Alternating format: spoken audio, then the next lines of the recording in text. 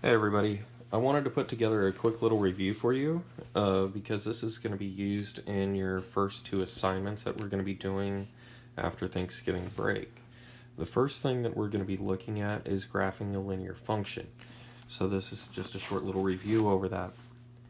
So the format when we see a linear function, we want the equation to look like y is equal to mx plus b.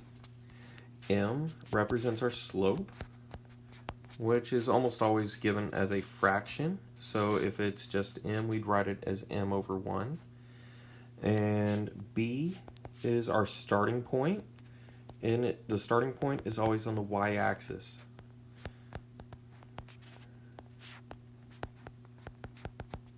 And we'll be graphing our slope as rise over run. So the most important thing is that we identify m, which is the number that will be in front of x, and b, which it's a constant, which means it's not multiplying our x at all. So the first example we have is y is equal to x plus 3. So we want to be comparing this to our general form, y is equal to mx plus b. So we can see in this case that b, the value with no x, the constant, lines up with 3. So that is our starting point on the y-axis. So I'm going to find positive 3 on the y-axis.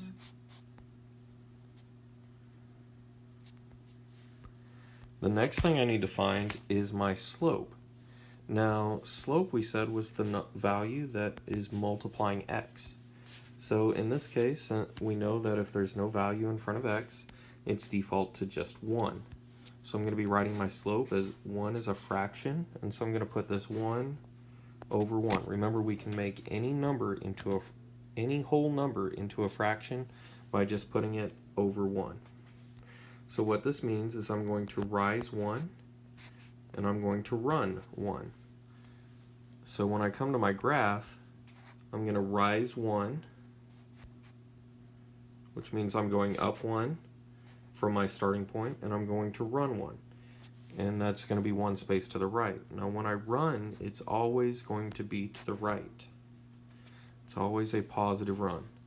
And then to get more points, I would just do the same, where I'm going to go up 1 space, I'm going to rise 1, and then I'm going to run 1 to the right. And I would kind of continue that pattern, 1 up, rise 1, and run 1 to the right, over and over to generate a straight line. Now if I wanted to come up with some more values going to the left, I would just have to repeat the pattern to make a straight line by doing the opposite, where I would go, instead of rising 1, I would go down 1, and I would run 1 to the left.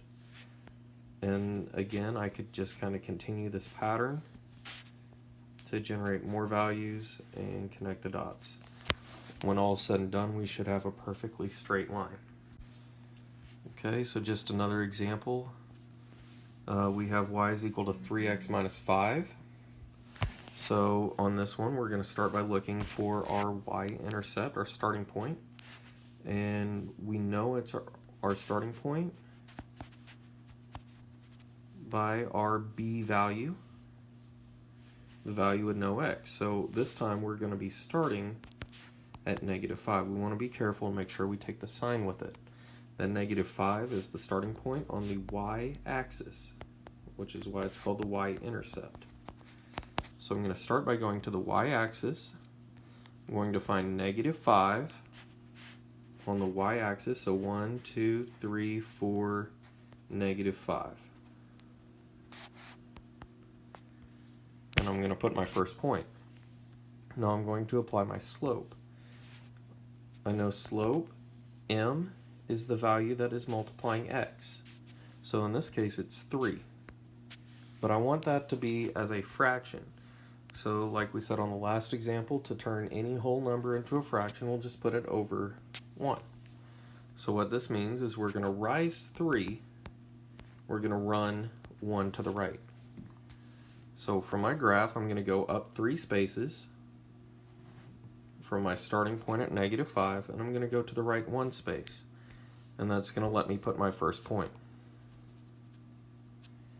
I would continue the pattern where I go up 3 spaces and right 1 space just a couple of times so I get a couple of points that I can put on my graph, and then I would connect the dots. If I wanted to get a couple of points going the reverse direction, I would have to reverse both my rise and my run. So I would be going down 3 spaces, left 1. At that point it's kind of getting me off the graph, so I can kind of stop there. When all is said and done, we should have another perfectly straight line. Okay, so both of the examples that I've done so far have had a positive slope, which means the graph is going up from left to right. Now this equation right here, when we compare it to our general format of mx plus b, we can say, hey, well, b lines up with a positive 4. So just like the rest of the examples, that's going to be our starting point on the y-axis. So on the y-axis, I'm going to find positive 4. 1, 2, 3, 4. But when I look at my slope this time, I can see, well, my slope lines up with negative 1/2. So that means I have a negative slope this time. So what that means is instead of rising, I'm actually going to be going down 1 when I rise negative 1 and I run 2 to the right. So I'm going to be rising negative 1, which means I'm really going down 1, and then I'm going 2 to the right. And I got to kind of keep it that way this time because this one was already kind of set up as a fraction, unlike the other two. So I know that my negative 1 matches up with my rise, 2 matches up with the run this time. So when I go down 1 and right to the right 2, it's going to give me my first point, and I would just kind of continue the pattern where I go down 1 space and I go to the right 2, and I can generate more points where I go down 1 and to the right 2, and then I'd be able to connect my dots, giving me part of my graph. Now if I wanted to come up with some extra points, I would just reverse the pattern where I would go up 1 and to the left 2. And again, this is just going to give me points that are going to be a part of the same straight line as made from the other side. Okay, so our next example, we're going to be looking at another similar problem that has a negative slope. So this equation, we have y is equal to negative x minus 2. So again, I'm comparing this. I see it's a linear function. I'm going to be comparing it to y is equal to mx plus b. You can see, well, b lines up this time with a negative 2. We always want to be careful with that sign. And that's going to tell us our starting point on the y-axis is at negative 2. So on my y-axis, I'm going to go down 2 spaces from the origin, 1, 2, and there's my starting point.